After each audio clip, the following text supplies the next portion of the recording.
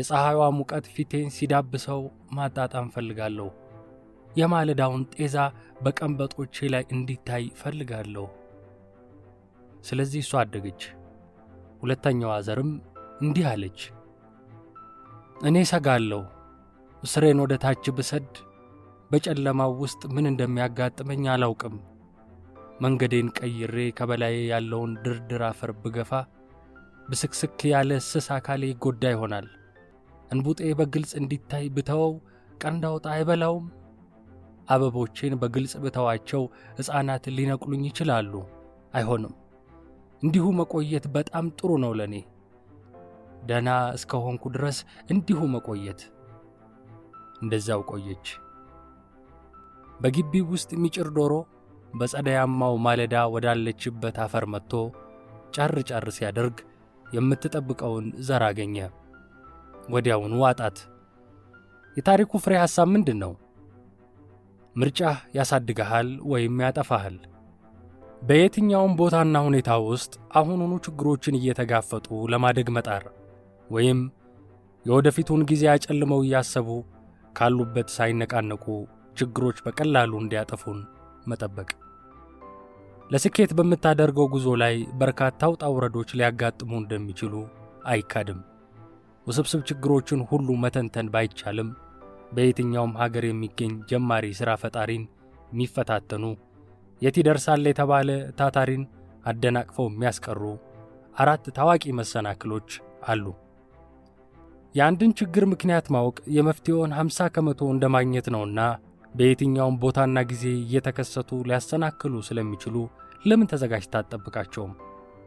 እነሱም አንደኛ የቢዝነስ ዕውቀት ማነስ፣ ሁለተኛ ሊተገበር የሚችል ሐሳብ ይዞ አለመነሳት፣ ሦስተኛ የመነሻ ካፒታል እጦት፣ አራተኛ ተነሳሽነት ማጣት ናቸው። ትንሽ ዘርዘር አድርገን ብናያቸው መልካም ይመስለኛል። ሀ የቢዝነስ ዕውቀት ማነስ። ቢዝነስ ምን ማለት ነው? ግልጽ ዓላማ፣ ሥርዓት ወይም ሲስተምና የሚመራበት መርሆች ያሉት የንግድ ድርጅት ማለት ነው። ይህ ቢዝነስ ወይም ድርጅት አምራችና አገልግሎት ሰጪነትን ያጣመረ ሊሆን ይችላል። ብዙ ሰዎች ከድርጅት ጋር መዋዋልና መገበያየትን ይመርጣሉ። ምክንያቱም ድርጅቱ ከግለሰብ ጋር ከሚያደርጉት ግብይት የተሻለ እምነት እንዲያድርባቸው ስለሚያደርግ ነው። ሥርዓቱ ወይም ሲስተሙ የሚፈልጉትን ምርት ወይም አገልግሎት በተሻለ ሁኔታ እንዲያገኙ ያስችላቸዋል። ሥርዓት ወይም ሲስተም ምንድን ነው? በድርጅቱ ውስጥ የሚከናወኑት ማንኛውም ተግባራት የሚመሩበት ቋሚ ሕግ ነው። የድርጅቱ ሁሉም ክፍሎች በዚህ ሕግ አማካኝነት እርስ በርስ ይቆራኛሉ። በርካታ ሰዎች ከምርጥና ድንቅ ሐሳቦቻቸው ጋር በድህነት ሲኖሩ፣ ጥቂቶች ደግሞ ብዙም ከማያስገርሙ ሐሳቦች ጋር ባለሀብት የሚሆኑት ለምን ይመስልሃል? ልዩነቱ ሥራን ቢዝነስ መስርቶና በውስጡም ትክክለኛ ሲስተም ዘርግቶ በመስራትና ባለመስራት የሚመጣ ነው። ሲስተም ተራ ሐሳብን ወደ ታላቅ ሀብትነት የመቀየር ኃይል ሲኖረው፣ ቢዝነስ ደግሞ ከፍተኛ ተቀባይነት የማግኘት ምትሃት አለው። ስለዚህ ሥራህን ቢዝነስ መስርተህና ሲስተም ዘርግተህ ብታከናውን በግለሰብ ደረጃ ከምታገኘው ውጤት የላቀ ውጤት እንደምታገኝ ጥርጥር የለውም። ድርጅት ወይም ቢዝነስ፣ ሥርዓት ወይም ሲስተም የሚሉት ቃላት ሲደጋገሙ በከፍተኛ መዋለ ነዋይ ስለሚቋቋሙ ንግዶች እየተነጋገርን ያለ እንዳይመስል እሰጋለሁ።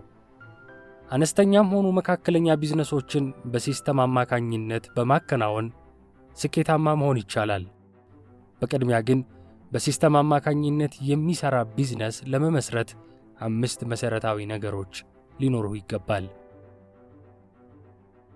ራዕይ፣ ሌሎች ያላዩትን የማየት ችሎታ፣ ድፍረት፣ የማይወላውል ቁርጠኛ አቋም፣ ፈጠራ፣ ከተለመደው የአስተሳሰብ ማዕቀፍ ወጣ እያልክ ማሰብ፣ ትችትን መቋቋም። ትችት ልብን በመስበር ተነሳሽነትን ድምጥማጡን የሚያጠፋ አደገኛ ነገር ነው። እንዳይደርስብህ ማስቆም አትችልም። የሚጠበቅብህ ተቋቁሞ ማለፍ ነው። በየዕለቱ የሚያኮሩ ተግባራትን የመፈጸም ልማድ። በእርግጥ ከረጅም ጊዜ በኋላ ውጤት የሚያስገኙ ተግባራትን አሁን መፈጸም ሊያታክት ቢችልም የወደፊቱን ጊዜ በማሰብ በየዕለቱ ለቢዝነስህ የሚጠቅሙ አኩሪ ተግባራትን ልትፈጽም ይገባል። አንድን ምርት ወይም አገልግሎት በጥሩ ሁኔታ አዘጋጅተህ ስላቀረብክ ብቻ ቢዝነስ መስርተሃል ማለት አይቻልም። የትኛውም ቢዝነስ የሚመዘንበት ደረጃዎች አሉት። ቢዝነስህ በውስጣዊና በውጫዊ ተጽዕኖዎች መሃል እየቀዘፈች እንደምትጓዝ ጀልባ ናት። ምንጊዜም ስለ እነዚህ ተጽዕኖዎች በቂ ግንዛቤ ሊኖርህ ይገባል። የቢዝነስ ዕቅድህ እነዚህን ተጽዕኖዎች ግምት ውስጥ ያስገባ መሆንም ይኖርበታል። ከውጫዊ ተጽዕኖዎች እንጀምር። በእንግሊዝኛ አጠራር ስሌፕት ወይም ሶሻል፣ ሌጋል፣ ኢኮኖሚክ፣ ፖለቲካል፣ ቴክኖሎጂካል በመባል ይታወቃሉ።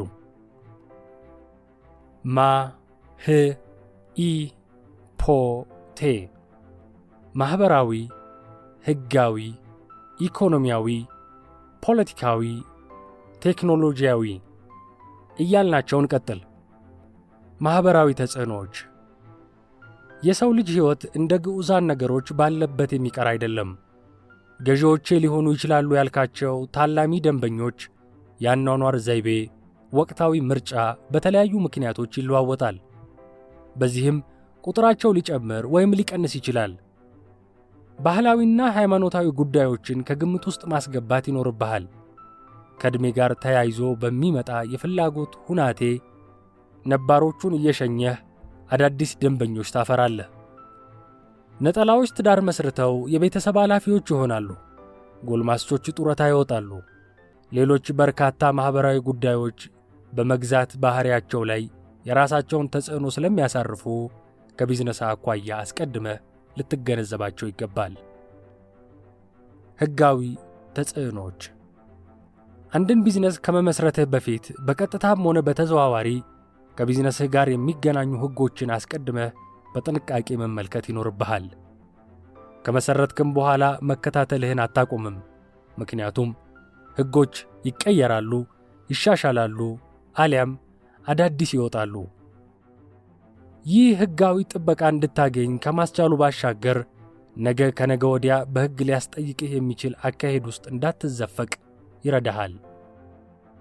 ኢኮኖሚያዊ ተጽዕኖዎች።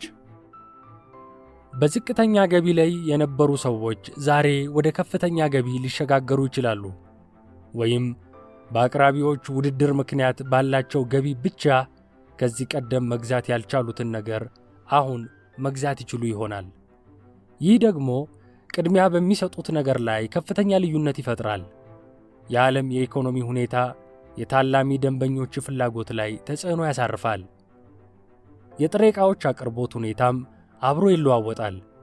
በዚሁ መጠን ቢዝነስህን ሊያናውጡ የሚችሉ በርካታ ጉዳዮች ስለሚኖሩ ኢኮኖሚያዊ ከባቢውን ልትገነዘበው ይገባል። ቢዝነስህ እንዴት ባለ ስልት ቢንቀሳቀስ ነው ምርት ወይም አገልግሎትህ አሉታዊ የኢኮኖሚ ተጽዕኖዎችን ተቋቁመው አዎንታዊ ውጤት ሊያስገኙ የሚችሉት?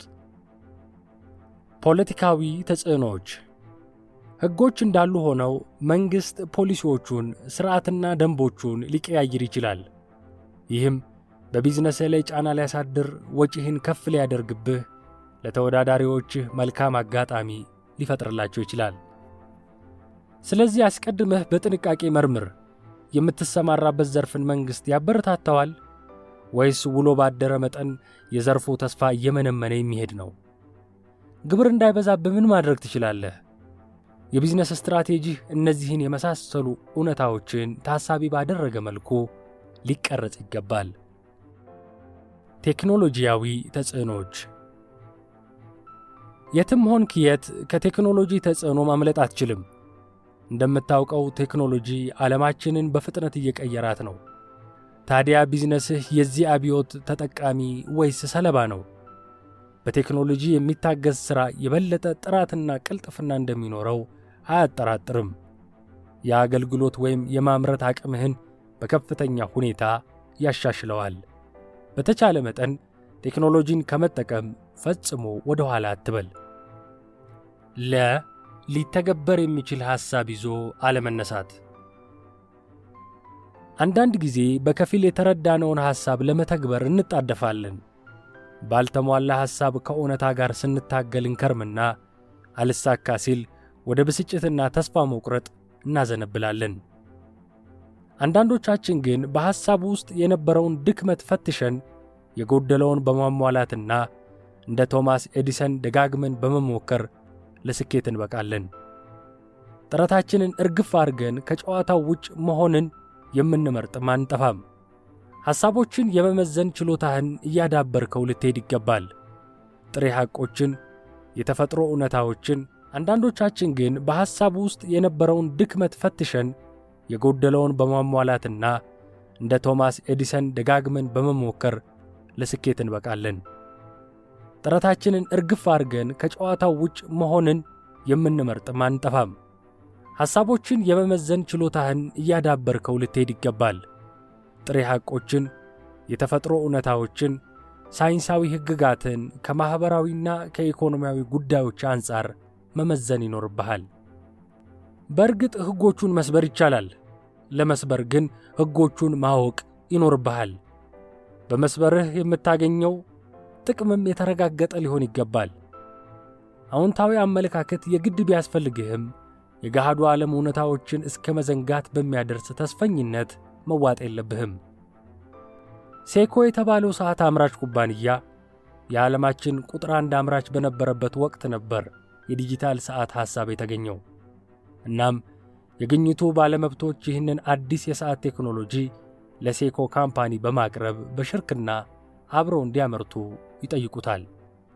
በወቅቱ የነበሩት የካምፓኒው የአመራር አካላት ሐሳቡን በአግባቡ መመዘን ባለመቻላቸው የአዲሱን ዲጂታል ሰዓት የማምረት ግብዣውን ውድቅ አደረጉት። በጥቂት ዓመታት ውስጥ የሴኮ ሰዓቶች አምራች ኩባንያ ከመሪነት ደረጃው አሽቆለቆለ። ምክንያቱም አዲሱን የዲጂታል ሰዓት ማምረት የጀመሩት ትንንሽ ኩባንያዎች የዓለም ገበያን በከፍተኛ ሁኔታ ስለተቆጣጠሩት ነበር። የሴኮ ሰዓት አምራች ካምፓኒ አመራሮች ማየት የተሳናቸው እውነታዎች ምን ነበሩ? ጥሬ ሐቆች። ሴኮ ቁጥር 1 ሰዓት ቢሆንም አዲሱን ዲጂታልን ተፈላጊ የሚያደርገው በርካታ ጎኖች መኖራቸውን አላስተዋሉም። የተፈጥሮ እውነታዎች። የሰው ልጅ ፍላጎት ሴኮ ላይ ሊቆም እንደማይችል፣ አብዛኛውን ጊዜ አዲስ ነገር ትኩረት ሊስብ እንደሚችል ዘንግተዋል። ሳይንሳዊ ሕግጋትን። ሳይንስ እየተሻሻለ በሄደ መጠን የዲጂታል ግኝት ሰፊ አገልግሎት ሊኖረው እንደሚችል መገመት አልቻሉም። ማኅበራዊ ጉዳዮች። በዓለም ላይ ያሉ ሰዎች የተለያየ ባህል፣ ሃይማኖትና የአኗኗር ዘይቤ እንዳላቸው ሁሉ ፍላጎታቸውም የተለያየ ነው። ዲጂታሉን የሚፈልግ ማኅበረሰብ እንደሚኖር ማመን አልፈለጉም። ኢኮኖሚያዊ ጉዳዮች። ለማምረት አዲስ ወጪ መጠየቁ የታወቀ ነው። የገበያውን ስፋት ምን ያህል ትልቅ እንደነበር መገንዘብ አልቻሉም። በዚህም ለመገመት የሚያዳግት ትርፍ ከማጣታቸው ባሻገር ተወዳዳሪ ኩባንያዎች መልካም ዕድሉን እንዲጠቀሙበት ፈቀዱ። የቢዝነስ ሐሳብህን እንዴት መመዘን ትችላለህ? ስኬታማነትህን የሐሳብህ ጥንካሬ ይወስነዋል። አንዳንዴም በሚያሳዝን ሁኔታ ሐሳብህ የምትገምተውን ያህል ጥሩ ላይሆን ይችላል። የሆነ ምርት ወይም አገልግሎት በገበያው ላይ ተፈላጊነት አጥቶ ሲወድቅ ያ የቢዝነስ ሐሳብ ጥሩ አልነበረም ማለቱ በጣም ቀላል ነገር ነው። ይሁንና አስፈላጊው ነገር አስቀድሞ ጥሩውን ከመጥፎ መለየት መቻል ነው። ቢዝነስህን ከመመስረትህና የመጀመሪያውን እርምጃ ከመራመድህ በፊት ከታች የተዘረዘሩትን 10 መስፈርቶች በመጠቀም የቢዝነስህን ሐሳብ መዝነው። አንደኛ፣ በእርግጥ ይህን የቢዝነስ ሐሳብ እኔው ራሴ ልተገብረው ፈልጋለሁ? ብዙ ስኬታማ ሥራ ፈጣሪዎች ለሥራቸው ያላቸው አመለካከት በጣም ከፍ ያለ ነው። ሙሉ ጊዜያቸውን በሥራቸው ላይ ያሳልፋሉ። በቢዝነስ ሐሳባቸው ላይ ጠንከር ያለ እምነት አላቸው። ለምርቶቻቸውም ሆነ ለአገልግሎቶቻቸው ጥራት ይጨነቃሉ። የሚሰሩትን ሁሉ በጥልቅ ፍቅር ነው የሚያከናውኑት። እስቲ ጥቂት ጊዜ ወስደህ አስብ። ልብህ ሥራ ላይ ነው በትዕግስትና እንክብካቤ ልትይዘው ትፈልጋለህ? ጊዜህን ብታጠፋለት አይቆጭህም? ለሁሉም ጥያቄዎች የምትሰጠው መልስ በጉጉት ተሞልተህ አዎ የምትል ከሆነ ማንበብህን ቀጥል። ካልሆነ ግን እንደገና መለስ ብለህ በማሰላሰል ትክክለኛው ዝንባሌህን ፈልግ። ሁለተኛ፣ ይህን የቢዝነስ ሐሳብ ለመተግበር የሚያስችል ብቃት አለኝ? ቶማስ ኤዲሰን ለስኬት 99% ጥረት ያስፈልጋል እንዳለ አንብበናል። የዚህ መመዘኛ ጥያቄም የቢዝነስ ሐሳብህን ወደ እውነታ ለማምጣት ምን ያህል ትጥራለህ? ከጥልቅ ፍቅር ባሻገር ለሥራህ የሚመጥን ብቃት አለህን? የሚያስፈልጉት ግብዓቶች አሉህ? በሥራው ዙሪያ የመሠረትካቸው ግንኙነቶች አሉህ? በሌላ አገላለጽ ሐሳብህን ወደ ተጨባጭ የስኬት ታሪክነት የምትቀይርበት ችሎታ አለህ? ምናልባት ቢዝነሱ ከሚጠይቃቸው ነገሮች መካከል እንደ ገንዘብና ጥሬ ዕቃ ያሉትን ከፊል ግብዓቶች አሟልተህ የተቀረው ባይኖርህስ? ቡድን ልትመሠርትና አስፈላጊው ነገሮች እንዲሟሉ ማድረግ ትችላለህ። ሦስተኛ፣ የግል ባህሪዬ ለዚህ ቢዝነስ ስኬታማነት ጉልህ ሚና ይጫወታል? ማንኛውም ሰው የከፍተኛ ቴክኖሎጂ ቢዝነሶችን ወይም የባህላዊ ዕቃዎች ስጦታ መሸጫ ሱቆችን ሊመራ አይችልም። አንዳንድ ሥራዎችን በብቃት ስንወጣ፣ በአንዳንድ ሥራዎች ደግሞ ዝቅተኛ አፈጻጸም እናሳያለን። ጠንካራና ደካማ ጎኖችህ ምንጊዜም ከአንተው ጋር በሥራ ገበታህ ላይ ይገኛሉ። ስለዚህ ጥቂት ጊዜ ወስደህ የቢዝነስ ሐሳብህ ከጠንካራው ወይም ከደካማው ጎንህ ተርታ እንደሚሰለፍ አጣራ። ሥራው ከግለሰቦች ጋር በጣም ያቀራርብሃል? ለሰዎች ትመቻለህ? የቢዝነሱን መልካም አጋጣሚዎች ለማስፋት ምቾት በጎደለው ሁኔታ ከቦታ ቦታ ለመዞር ፈቃደኛ ነህን? በአጠቃላይ ሥራው የሚያስከትለውን ችግር ለማስተናገድ ዝግጁ ነህ? አንዳንዴም ውጥረትን።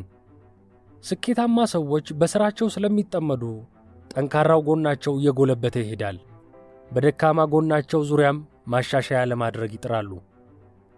አራተኛ፣ የቢዝነስ ሐሳብህን በ25 እና ከዚያ ባነሱ ቃላት መግለጽ ትችላለህ? የቢዝነስ ሐሳብህ የቱንም ያህል ውስብስብ ቢሆን ከ25 በማይበልጡ ቃላት ልትገልጸው ይገባል። ደግሞም ትችላለህ። ምሳሌዎችን ተመልከት። የገመድ አልባ ኢንተርኔትን ከኤሌክትሮኒክስ መሳሪያዎች ጋር ማቀናጀት 7 ቃላት። የመኪና እጥበት አገልግሎትና ጌጣጌጦች መሸጥ 5 ቃላት።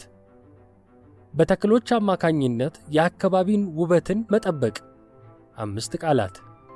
እንዲህ ማድረግህ የቢዝነስ ሐሳብህ ላይ የተከመሩ አላስፈላጊ ገለጻዎችን በመቅረፍ ፍሬ ሐሳቡ ይበልጥ ፍንትው ብሎ እንዲታይ ያደርጋል። ይህ ደግሞ አቅጣጫህን ስተህ እንዳትወድቅ ይረዳሃል። 5ኛ፣ በገበያው ላይ ከቢዝነስ ሐሳብህ ጋር የሚቀራረብ ምን ነገር አለ? በርካታ ቢዝነሶች አዲስ የተፈጠሩ ላይሆኑ ይችላሉ።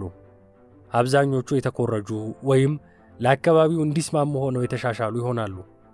ለምሳሌ ቴሌቪዥን ነበር፣ አሁን ደግሞ የኢንተርኔት ቴሌቪዥን መጥቷል። እንግዲህ አንተም ከተመሳሳይ ምርቶችና አገልግሎቶች ጋር ተቀላቅለህ በገበያው ውስጥ ልትዋኝ ዋሻው ወጥተናል። ስለዚህ የሁለተኛውን የውጫዊ መንገድ ጋራ ሸንተረሩን እያቆራረጥን መጓዝ ጀምረናል። በጥልቅ ፍቅር ልታከናውነው የምትሻውን ሥራ አግኝተሃል ወይም መርጠሃል እንበል። ሰዎች ለዚህ ሥራ የሚኖራቸው ምላሽ ምን ሊሆን እንደሚችል ግን አናውቅም። በእርግጥ ሥራህ ያን ያህል አስፈላጊያቸው ነው? አንተ የምትወደውን ያህል ለሥራህ ውጤት ጉጉት ይኖራቸዋል? ከመላምት የዘለለ ምላሽ ሊኖርህ ይገባል። በአዲስ አበባ ውስጥ አንድ ታዋቂ ምግብ ቤት ነበረች። ምንጊዜም በደንበኞች ስለምትጨናነቅ መቀመጫ ቦታ ለማግኘት ጥቂት ደቂቃዎች ቆሞ መጠበቅ ያስፈልጋል።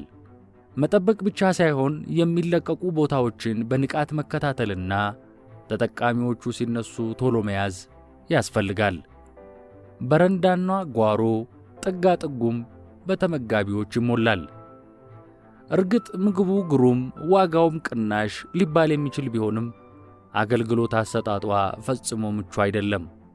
ጫጫታው፣ የተመጋቢው ትርምስ፣ የቤቷ መጥበብ፣ በፍጥነት ተመግቦ ቦታ የመልቀቅ ሕጉ በጣም ያስጨንቃል። አንድም ነገር ሳይለወጥ ከዕለት ወደ ዕለት ገበያዋ እየደራ የደንበኞች ቁጥር እየጨመረ ጭንቅንቁም እየባሰ ዕውቅናዋ ከፍ እያለ መሄዱን ለዓመታት ቀጠለ። ምግብ ቤቷ በበርካታ ሆቴሎች፣ ሬስቶራንትና ግሮሰሪዎች የተከበበች ናት። ሁሉም ማለት ይቻላል ከእሷ የተሻለ ሕንፃ፣ ንጽሕና፣ ሥርዓት ቢኖራቸውም አንዳቸውም የእሷን ግማሽ ያህል ሽያጭ የላቸውም። ከዓመታት በኋላ እቺ በአነስተኛ ቤት ውስጥ የደራ ገበያ ያላት ምግብ ቤት መሠረታዊ ለውጥ አደረገች። የድሮ ቤት ፈርሶ በአጭር ጊዜ ውስጥ ዘመናዊ ሕንፃ ተገነባ። ጥራት ባላቸው መጠቀሚያ ቁሳቁስ ተደራጅቶ የማብሰያ ክፍሉ፣ የመጸዳጃው ንጽሕና ግሩም ሆነ። ውስጣዊ ዝግጅቱን የሚገልጽ ጥሩ ስያሜ ተሰጥቷት ባለመብራት ማስታወቂያ ደጃፏ ላይ ተሰቀለ። ዘመናዊ አስተናጋጆች ተቀጠሩ። በርካታ የምግብ ዝርዝር የያዙ ሜኖዎች በየጠረጴዛው ላይ ተደርድረው ተመጋቢ ይጠብቁ ጀመር። ዝር ያለ ሰው ግን አልነበረም። ምግብ ቤቷ በተሻሻለ መልኩ ሥራ መጀመሯን ደጋግመው አሳወቁ። ጥቂት ደንበኞች መጡ። ምግብ አዘዙ። አቀራረቡ ላይ ለውጥ አለ። ምጣኔውም እንደ በፊቱ አይደለም። ጣዕሙም ትንሽ ተቀይሯል። ዋጋውም ጨምሯል። ተመግበው ወጡ። ተመልሰው ግን አልመጡም። አልፎ አልፎ አዳዲስ ደንበኞች ብቅ ቢሉም ያን ያህል አጥጋቢ እንቅስቃሴ ሊፈጠር አልቻለም። ለምን ይሆን? ምግብ ቤቷ ያደረገችው ማሻሻያ ሁሉ በራሱ የሚደነቅ ቢሆንም የደንበኞቿን ሁኔታ ታሳቢ ያደረገ አልነበረም። በሂደትም ተዘግቶ ሕንፃው ለቢሮነት ተከራየ። ተመጋቢው ከያለበት እየተጠራራ ወደዛች ምግብ ቤት ይተም የነበረው ለምንድን ነው? በአካባቢው ያለ አብዛኛው ተጠቃሚ ቅድሚያ ለዋጋው ሁኔታ የሚሰጥ በመሆኑ ነው። እነዚህ ሰዎች የንጽሕና፣ የምቾት፣ የዘመናዊነት ጥቅም ሳይገባቸው ቀርቶ አይደለም። ሰዎቹ ያቺን አነስተኛ ምግብ ቤት እንዲመርጡ የሚያስገድዳቸው በቂ ኢኮኖሚያዊ ምክንያት ነበራቸው። የማንኛውም ቢዝነስ ስኬታማነት የሰዎችን ፍላጎት መገንዘብና ትክክለኛ መፍትሔ በማቅረብ ላይ የተመሠረተ ነው። ስለዚህ የሰዎችን ፍላጎት አጢን። አብርሃም ማስሎ የተባለው የሥነ ልቦና ሊቅ የሰዎችን ፍላጎት በ5 እርከኖች ከፋፍሎታል። ይህ ትንተናው ከፊትህ የሚጠብቅህን ተጨባጭ ሐቅ ያመለክትህ ይሆን? ሥራህ በየትኛው እርከን ላይ ላሉ ሰዎች እንደሚያስፈልጋቸው አጢን። አለበለዚያ ዳቦ ለጠየቀህ ሙዚቃ ለማቅረብ ትሞክር ይሆናል። የማስሎ የፍላጎት እርከን የሚከተለውን ይመስላል። የመጀመሪያው እርከን አካላዊ ፍላጎት፣ ሁለተኛው የደህንነት ፍላጎት፣ ሦስተኛው የፍቅር፣ አራተኛው የክብር፣ አምስተኛውና የመጨረሻው ራስን የመግለጽ እርከን የሚባሉ ናቸው። አካላዊ ፍላጎት። አካላዊ ፍላጎቶች በመባል የሚታወቁት ፍላጎቶች ከማንኛውም ነገር በፊት ቅድሚያ የሚሰጣቸው ፍላጎቶች ሲሆኑ በሕይወት ለመገኘት የግድ አስፈላጊ ናቸው። እነሱም አየር፣ ምግብ፣ ውሃ፣ ልብስና መጠለያ ናቸው። የደህንነት ፍላጎት።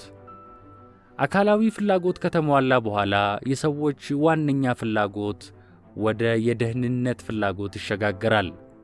አሁን አስፈላጊው ነገር የሥራ ዋስትና፣ ተቀማጭ ገንዘብ፣ ጤናማነት፣ ከስጋት ነፃ የሚያደርግ አካል፣ ፖሊስ፣ ኢንሹራንስ፣ በቤት ውስጥ ጥቃት እንዳይኖር፣ እንዳይታመሙ፣ ድንገተኛ አደጋ እንዳይደርስባቸው በማንኛውም መልኩ ቅድሚያ ለደህንነታቸው የሚሰጡበት የፍላጎት ደረጃ ነው።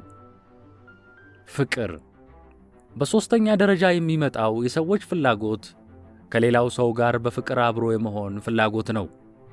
በደግነት የሚደረግ እንክብካቤ፣ አለመተው፣ ቸል አለመባል፣ ማኅበራዊ ተቀባይነት ማግኘት፣ ወዳጃዊ ቅርርብን መመስረትና ጠብቆ መቆየት።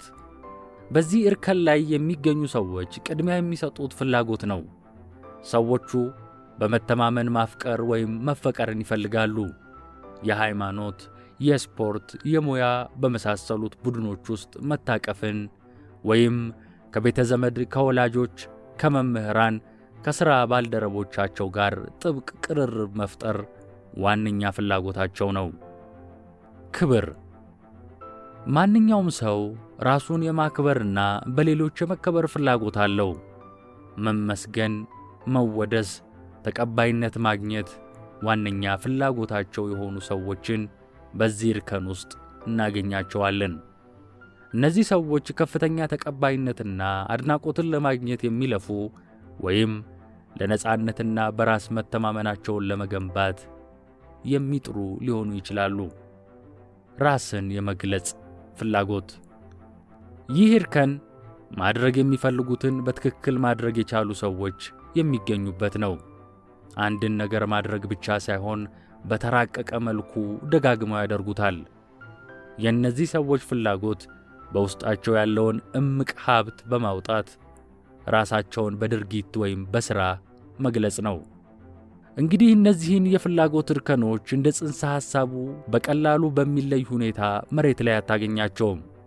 ይልቁንም በተለያዩ እርከኖች ውስጥ ያሉ ሰዎች በአንድ አካባቢ ተሰባጥረው ሊኖሩ ይችላሉ። ያም ሆኖ የትኛው ግለሰብ በየትኛው የፍላጎት እርከን ላይ እንደሚገኝ ለመለየት አንዳንድ ሁኔታዎችን በጥንቃቄ ማስተዋል ይጠይቃል። ታዲያ ያንተ ቢዝነስ በየትኛው እርከን ላይ ያሉ ሰዎች ፍላጎትን ያሟላል? በአካባቢ ምን ያህል ብዛት አላቸው? ቢዝነስህን ወደ ሌላ ስፍራ በማስፋፋት ተጨማሪ የእርከኑን ሰዎች መፈለግ ይኖርብህ ይሆን? እነሆ የሰዎችን ፍላጎት ለማጤን የሚረዱ የመረጃ ምንጮች። ግለሰባዊ ምንጭ መጠየቅ።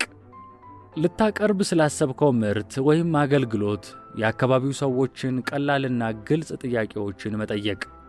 ለምሳሌ በተክሎች አማካኝነት አካባቢን የማስዋብ ሥራ ለመስራት አስቤ ነበር። ምን ይመስልሃል? ሐሳቡን ይገልጽልሃል። አንተም ማወቅ የምትፈልገውን ነጥቦች እያነሳ ትቀጥላለህ። ከውይይታችሁ ሰዎች ለሥራህ ምን አመለካከት እንደሚኖራቸው ፍንጭ ታገኛለህ። በዚህ አታቁምም። አንድ መደምደሚያ ላይ እስክትደርስ የተለያዩ ሰዎችን አንድ በአንድ ታናግራለህ። ጥያቄህ ክፍትና ግለሰቡ በነጻነት አስተያየቱን እንዲሰጥ የሚጋብዝ መሆን አለበት። ሌላው የአጠያየቅ ዘዴ ደግሞ በተገደበ መልኩ ምላሽ የሚሰጥበት ሲሆን ከምትሰጠው አቅጣጫ አንዱን እንዲመርጥ ማድረግ ነው። ለምሳሌ በናሙና መልክ የተዘጋጀ ቅርጽ ወይም ቪዲዮ ፊልም ወይም ፎቶ እያሳይኸው እንዲህ ባለው ሁኔታ ይህንን አካባቢ በተክሎች ማስዋብ አስቤያለሁ፣ ይስማማሃል ትለዋለህ። መልሱን ይነግርሃል። እያስረዳኸው እየጠየቅከው ረዘም ያለ ውይይት ታደርጋላችሁ። አመለካከቱን ትገነዘባለህ፣ ትለያያላችሁ፣ ሌላ ሰው ታናግራለህ። እንደዚህ አይነት መጠይቆች የመጀመሪያ ደረጃ መረጃዎች ይባላሉ። ራስህ ወይም ሌላ ሰው ወክለህ ሊሰራልህ ይችላል። የተለያዩ የማህበረሰቡ ክፍሎችን ማለትም ወንድ፣ ሴት፣ ወጣት፣ አዛውንት፣ ሀብታም፣ ደሃን በመዝናኛ ስፍራ፣ በገበያ፣ መንገድ ላይ፣ ሥራ ቦታ፣ ቤታቸው እየተዘዋወርክ ስለ ምርት ወይም አገልግሎትህ የሚሰጡህን አስተያየቶች ትሰበስባለህ። እንደ ቢዝነስህ ሁኔታ በስልክ፣ በኢሜል፣ በኢንተርኔትም መሰብሰብ ትችላለህ። ትልልቅ ቢዝነሶች ይህን መጠየቅ በቡድን እንዲሰራ ያደርጋሉ። በርከት ያሉ ሰራተኞች የመጠየቅ ቅጽ እያስሞሉ አስተያየት ይሰበስባሉ። ለአነስተኛ ቢዝነስ ግን ቀለል ባለ መልኩ ማድረጉ ይመረጣል፣ ወጪውም ከባድ ነውና። መንግስታዊ ምንጭ ሁለተኛ ደረጃ መረጃዎች ይባላሉ። የስታትስቲክስ ቢሮ አሃዛዊ መረጃዎች፣ የሕዝብ ቁጥር እድገትና የቤቶች ብዛት፣ ከቢዝነስህ ጋር ቀጥተኛና ተዘዋዋሪ ግንኙነት ያላቸው ሚኒስቴር መስሪያ ቤቶች፣ ኤጀንሲዎች ጋር የሚገኝ ጥናትና ሪፖርቶችን መመልከት በምትሰራበት የቢዝነስ ዘርፍ የሚጠብቅህን እውነታ ያስገነዝቡሃል። ሕዝባዊ ምንጭ ሕዝባዊ አገልግሎትን በነፃ የሚሰጡ ተቋማት ናቸው። እንደ ወመዘክር፣ የሕዝብ መጻሕፍት ቤት ያሉ ሲሆኑ ልትጀምረው ላሰብከው ሥራ ግብዓት የሚያገለግሉ በጣም ጠቃሚ መረጃዎች ማግኘት ትችላለህ። ከቢዝነስህ ጋር በተለያየ መልኩ ሊገናኙ የሚችሉ የሠራተኛ ማኅበራት ብሮሸሮች፣ መጽሔቶች፣ የንግድ ጽሑፎች፣ የሬዲዮ፣ የቴሌቪዥን፣ በአጠቃላይ ከሥራህ ጋር በሆነ መልኩ የሚያያዙ የመገናኛ ብዙሃን መረጃዎችን መርምር። የንግድ ምክር ቤት ምንጭ የተወሰነ ወጪ ቢያስወጣህም ከንግድ ምክር ቤት የምታገኘው መረጃ ከፍተኛ ጥቅም አለው። የንግዱ ማህበረሰብ ወቅታዊ እንቅስቃሴ፣ የፋይናንስ ተቋማትን ሁኔታ፣ የቢዝነስ ስልጠናዎች፣ የምክር አገልግሎቶች፣ በንግድ ነክ ጉዳዮች ላይ የሚቀርቡ ጥናታዊ ጽሑፎች፣ የገበያ ጥቆማዎች ልታገኝ ትችላለህ። የትምህርት ተቋማት ምንጭ በዩኒቨርሲቲና ኮሌጅ ውስጥ ብዙ ጥናቶች ይገኛሉ። ጎራ ብለህ ልትሰራ ባሰብከው ጉዳይ ላይ መረጃ እንዲሰጡህ ጠይቅ። የሚያስገርም ግብዓት ታገኛለህ። ልዩ ልዩ ምንጮች የሀገሮችና የከተሞች አደረጃጀት ሁኔታ የአንዱ ከሌላው ይለያል። አንዳንዴ በገጠራማ አካባቢዎች ትልልቅ ተቋማት ይኖራሉ። ኢንስቲትዩቶች፣ ግብረሰናይ ድርጅቶች፣ የባህል ማዕከላት፣ የውጭ ድርጅቶች ይገኛሉ። ልትሰራ ላሰብከው ሥራ ተጨማሪ መረጃ ሊሰጥህ የሚችል ልዩ አካል ታገኝ ይሆናል። ተጠቀምበት። እንግዲህ ከነዚህ ሁሉ ምንጮች ያሰባሰብከው መረጃ ሲገጣጠም በጉዳዩ ላይ ሰዎች ምን አይነት ፍላጎት እንዳላቸው ጥርት ብሎ ይታይሃል። ሥራህ ለሰዎች ምን ያህል አስፈላጊ እንደሆነ፣ ምን አስጊ ነገር እንዳለ፣ ምን አጓጊ ዕድል እንዳለህ፣ ቢዝነስህን በምን ደረጃ ማቋቋም እንዳለብህ መረጃዎቹ ይጠቁሙሃል። የቢዝነስ አስተሳሰብህ እየዳበረ ሲሄድ አመለካከትህ ከብዙሃኑ እየተለየ ይመጣል። ነገሮችን በራስ መንገድ መተርጎምና መተግበርን ትያያዘዋለህ። ለብዙሃኑ ችግር የሆነው ነገር ለአንተ ግን ብልጽግና የሚያስገኝልህ መልካም አጋጣሚ ሊሆን ይችላል። በየትኛውም ስፍራ ቅኝት ስታደርግ እውነታዎችን የምትረዳበት መንገድ እንደ ቢዝነስ ሰው ሊሆን ይገባል። ለሌሎች የማይታየውን ማየት መቻል የሥራ ፈጣሪዎች ዋነኛ ችሎታ ነው። ይህን ችሎታ ከሚታየው ሐቅ ጀርባ ያለውን የማይታየውን እውነታ የመገንዘብ ችሎታ ተብሎ ይጠራል። ምናብህን በመጠቀም በቀላሉ ልታዳብረው ትችላለህ። ከአውሮፓ ወደ አንዲት የህንድ ገጠራማ አካባቢ የተላኩ 2 የሽያጭ ሠራተኞች ታሪክ የዚህን አስተውሎት ጥቅም ያስገነዝበናል። ሁለቱ የሽያጭ ሠራተኞች ከእንግሊዝ ተነስተው የህንዷ ገጠራማ ስፍራ የመጡት የጫማ ገበያውን እንዲያጠኑ ተልከው ነበር። ይሁን እንጂ በስፍራው ሲደርሱ ያጋጠማቸው ነገር ፈጽሞ ያልገመቱት ሆነ። በገጠራማዋ ግዛት የሚኖሩት የባላገር ሰዎች ጫማ ስለሚባል ነገር ምንም ዕውቀት አልነበራቸውም። ከሕፃን እስከ አዋቂ በአጠቃላይ ማኅበረሰቡ ባዶ እግሩን ሲመላለስ የተመለከቱት የሽያጭ ሠራተኞች ዓይናቸውን ማመን ተሳናቸው። አስገራሚው ነገር ይህን እውነታ ሁለቱም የሽያጭ ሠራተኞች በተለያየ መንገድ መረዳታቸው ነበር። ቁጥር ስፍር የሌለው የገጠር ነዋሪ ባዶ እግሩን መመላለስ ለአንደኛው የሽያጭ ሠራተኛ ወሽመጥ የሚበጥስ ተስፋ አስቆራጭ ትዕይንት ሆነና በዚህ ገጠራማ ስፍራ አንድም ጫማ መሸጥ አይቻልም የሚል ድምዳሜ ላይ ደረሰ። ሁለተኛው የሽያጭ ሠራተኛ ግን ሁኔታውን የተረዳው ከጓደኛው ተቃራኒ በሆነ መንገድ ነው። በሕይወቴ እንደዚህ ሰፊ የገበያ ዕድል አይቼ አላውቅም ሲል ነበር ለኩባንያው ሪፖርት ያደረገው። በመቶ ሺዎች የሚቆጠሩ ሰዎች ባዶ እግራቸውን ይራመዳሉ። በግብርና የሚተዳደሩ ሕዝቦች ናቸው።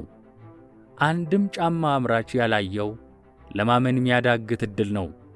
ኩባንያችን ጫማዎችን ወደዚህ ስፍራ መላክ ሳይሆን ያለበት እዚሁ ገጠራማ ቦታ ላይ የጫማ ፋብሪካ መትከል ይኖርበታል እያለ ኩባንያውን ወተወተ። ሁለተኛው የሽያጭ ሠራተኛ ግን ሁኔታውን የተረዳው ከጓደኛው ተቃራኒ በሆነ መንገድ ነው። በሕይወቴ እንደዚህ ሰፊ የገበያ ዕድል አይቼ አላውቅም ሲል ነበር ለኩባንያው ሪፖርት ያደረገው። በመቶ ሺዎች የሚቆጠሩ ሰዎች ባዶ እግራቸውን ይራመዳሉ። በግብርና የሚተዳደሩ ሕዝቦች ናቸው። አንድም ጫማ አምራች ያላየው ለማመን የሚያዳግት ዕድል ነው። ኩባንያችን ጫማዎችን ወደዚህ ስፍራ መላክ ሳይሆን ያለበት እዚሁ ገጠራማ ቦታ ላይ የጫማ ፋብሪካ መክፈት ይኖርበታል እያለ ኩባንያውን ወተወተ። ጥናቱ ቀጠለ። በገጠራማዋ ስፍራ የጫማ ፋብሪካ ተተከለ።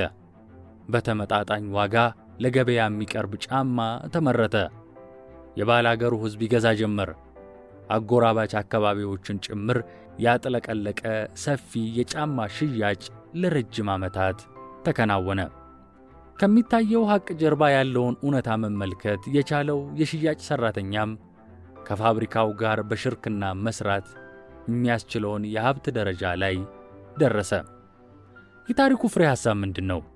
ከነገሮች ጀርባ ያለውን መልካም አጋጣሚ ማየትና መጠቀም መቻል። እንግዲህ የሰዎችን ፍላጎት አጤን ስንል እውነታዎችን መመልከት ብቻ በቂ አይደለም ማለት ነው። ዋናው ነገር እውነታውን እንዴት ትረዳዋለህ ወይም እንዴት ትተረጉመዋለህ የሚለው ነጥብ ነው። ምንጊዜም ራስህን የመፍትሄው እንጂ የችግሩ አካል አታድርግ። ለምሳሌ ሰዎቹ ጫማ አርገው አያውቁም። ይህ ችግር ነው። እንደ ማንኛውም ሰው እናስለምዳቸውና እንሽጥላቸው። ይህ የቢዝነስ ሰው መፍትሄ ነው። በሥራዬ ደስተኛ አይደለሁም፣ ገቢዬም ደካማ ነው። ይህ ችግር ነው። ሥራህን በመቀየር የምትወደውን ሥራ ለመሥራት የሚገፋፋ በቂ ምክንያት አለ ማለት ነው። ወይም በሥራህ ላይ ማሻሻያ ማድረግ ያስፈልግሃል ማለት ነው። እነዚህ የቢዝነስ ሰው መፍትሄዎች ናቸው። አገሪቱ አልለማችም፣ ገና ብዙ ይቀራታል። ይህ ችግር ነው። ብዙ ሥራ ለመፍጠር የሚያስችል ሰፊ ዕድል አለ ማለት ነው። ይህ የቢዝነስ ሰው መፍትሄ ነው። ሥራ አጡ በጣም ብዙ ነው። ይህ ችግር ነው። የሰው ኃይል ዋጋ ቅናሽ ነዋ። ቀጥሮ የማሰራት ወጪ አያሰጋም። ይህ የቢዝነስ ሰው መፍትሄ ነው። ይህ ተራኪ ነው።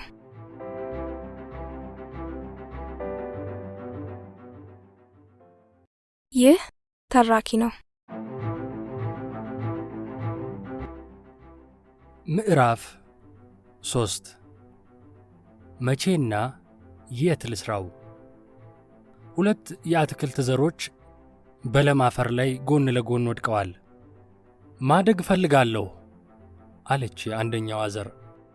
ስሬን መስደድ እፈልጋለሁ፣ ለሙ አፈር እንዲያሰምጠኝ፣ እንደ በቆልት ትንቡክቡክ እንድል፣ ቅርፊቴ ከመሬቱ በላይ እኔ ወደ ውስጥ ቀንበጥ እንዳወጣ እፈልጋለሁ። እንደ ማስታወቂያ ሰሌዳ ጸደይ መምጣቱን ማወጅ